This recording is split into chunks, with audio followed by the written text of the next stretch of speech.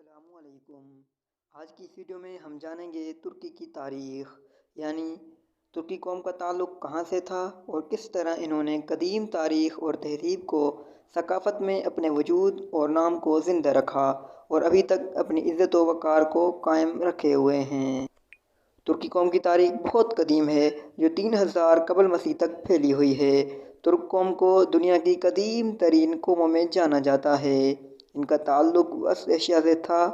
ترک قوم کو قدیم دور میں ترکمان کے نام بھی جانا جاتا تھا۔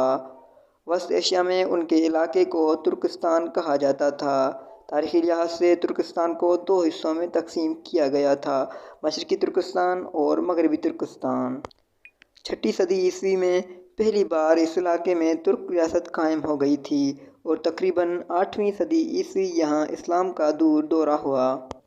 عباسی خلافت کے زوال کے بعد ترک کے سلجوق قابض ہو گئے تھے، جبکہ بعد ازاں عثمانی ترک ایشیائے کوچک کو چھوڑ کر یہاں آباد ہو گئے۔ 1299 میں اول عثمان نے عثمانیہ سلطنت کی بنیاد ڈالی، پھر ترکی کا دائرہ اختیار بڑھتا گیا اور صدی کے اختتام تک مصر، عرب، شام، عراق، ہنگری اور طرابلس تک رسائی حاصل ہو گئی۔ ترکوں نے 1669 میں جزیرہ کریٹا میں اپنا پرچم لہرا دیا، لیکن 17ویں صدی میں سلطنت عثمانیہ کا زوال شروع ہو گیا اور 1912 تک ہنگری، کریمیا، یونان، بلغاریہ، بوسنیا اور البانیہ وغیرہ ترکی کی سلطنت سے آزاد ہو گئے۔ پہلی جنگ عظیم میں ترکوں نے جرمنی کا ساتھ دیا، لیکن کامیابی حاصل نہ ہو سکی اور 1920 میں فوج ترکوں کے سلطنت عبدالحمید کے خلاف علم بغاوت بلند کیا اور انقرہ کو حکومتی مرکز بنا لیا۔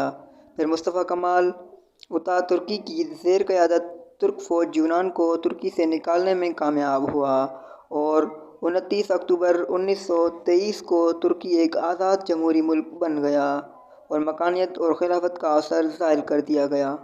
دوسری جنگ عظیم میں ترکی نے کسی کا ساتھ نہ دیا اور غیر جانبداری کا مظاہرہ کیا۔ 1952 میں ترکی کا رکن بن گیا۔ 1957 میں ڈیموکریٹ پارٹی کی کامیابی ہوئی اور عدنان مندریس وزیر اعظم بنا۔ پھر جنرل جمال نے عدنان مندریس کو 1960 میں تختہ دار پر لٹکا دیا اور اس کے ساتھیوں کو گرفتار کر لیا۔ پھر اس کے بعد ترکی میں سیاسی رسا کشی عروج پر پہنچ گئی اور 1979 میں مزید 6 صوبے مارشل لاء کے زیر التواء آ گئے۔ جنرل کنان نے 11 ستمبر 1980 کو اقتدار پر قبضہ کر لیا۔ تاہم 1983 میں جمہوری حکومت کو بحال کر دیا گیا۔